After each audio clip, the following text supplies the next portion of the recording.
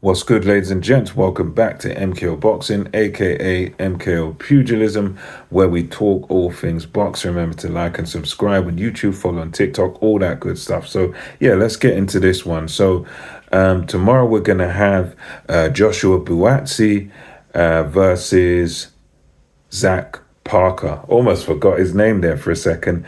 But anyway, yeah, Joshua Buatsi versus Zach Parker. And this one here, I'm just going to make my little prediction on this fight just briefly on what do I think is going to happen. Now, Zach Parker, he's a guy with decent boxing skills. He's a decent sort of domestic level fighter, but nothing sort of more than that. I think the John Ryder fight sort of exposed that, where he did have an arm injury. Some people say, he quit in that fight. But he's shown sort of in that fight and other fights that he's kind of got a ceiling at domestic level, and he doesn't really like it when guys put it on him, when guys put the pressure on him. That's what he doesn't like. He does have the boxing skills, and he's quite silky, but only at sort of a domestic level. And with a guy like Joshua Buatsi, for me personally, the way I see this fight is that Joshua Buatsi is that level above. And I just believe that the aggressive style of Joshua Buatsi is going to grind down and stop Zach Parker.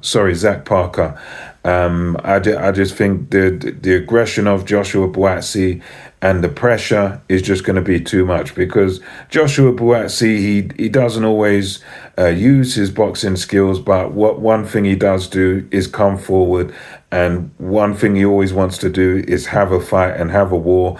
And even in his loss against Callum Smith, he still gave a decent account of himself.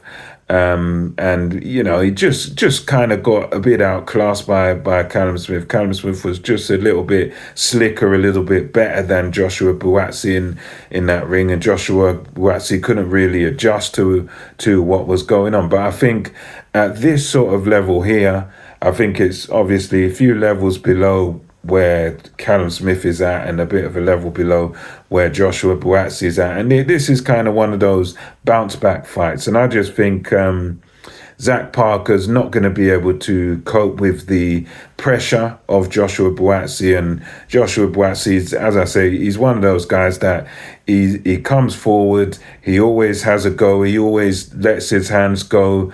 He's like one of those guys that kind of, really, he knows one way to fight, and that is come forward, have a fight with you, have a brawl with you. And he does that very, very well. So I just see him starting quite fast and breaking Zach Parker down, probably beating him around round 6. I see him probably stopping him around that point, around the middle of the fight, round 6 for me. Let me know your thoughts on that in the comment section below. And until next time, MKO Boxing is over and out.